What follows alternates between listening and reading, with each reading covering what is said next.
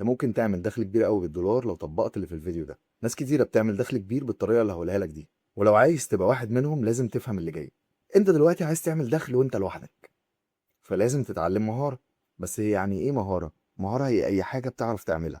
يعني دي كده مهاره، دي كده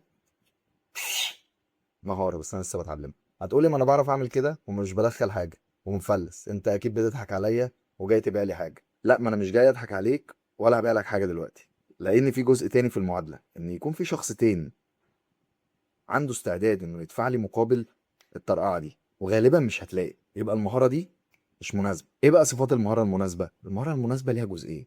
اول حاجه ان هي تكون مؤثره على حياه الشخص اللي هيدفع لي، يعني ليها تاثير على حياته. تاني حاجه انك تكون متميز فيها، بالبلدي كده قليلين اللي بيعرفوا يعملوها زيك. يعني مثلا بتطلع صوابعك 3 مرات ورا بعض، ده كده انت متفرد شويه.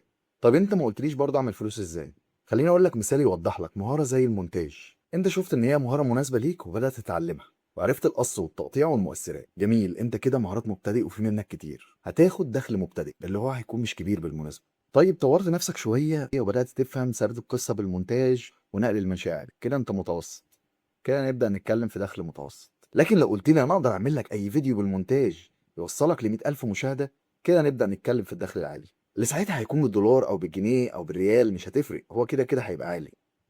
الفرق ما بين تاخد 1000 دولار و50,000 جنيه هي. طيب الموضوع ده بياخد منك وقت قد ايه؟ الموضوع ده بياخد وقت طويل، هياخد على حسب شغفك بالموضوع. علشان كده الافضل ان انت تنقي مهاره انت حاببها، والموضوع برضو ما بياخدش وقت قليل حتى لو انت حابب الحاجه دي. يعني ممكن تاخد لك من 6 شهور لسنه علشان تبدا تقول انا بقيت متوسط، تاخد لك من سنه لسنتين علشان تبدا تقول انا بقيت كويس. فموضوع ان انت تحقق دخل من خلال المهاره ده بياخد وقت عقبال ما تبقى متفرد في المهاره، والناس تعرف ان انت متفرد في المهاره دي وبتقدر فعلا تحقق نتائج اللي انت بتوعد بيها. وساعتها دخلك هيبقى عالي جدا من اي مهاره انت ممكن تتعلمها، وساعتها تبقى اتعلمت مهاره تجيب لك دخل عالي بالدولار بالجنيه باي عمله، ولكن هيكون دخل عالي جدا بالنسبه للناس اللي حواليك. واخيرا مش هوصيك، لو انت على اليوتيوب اشترك، لو انت على الانستجرام اشترك، تابعني كده يعني ظبطني.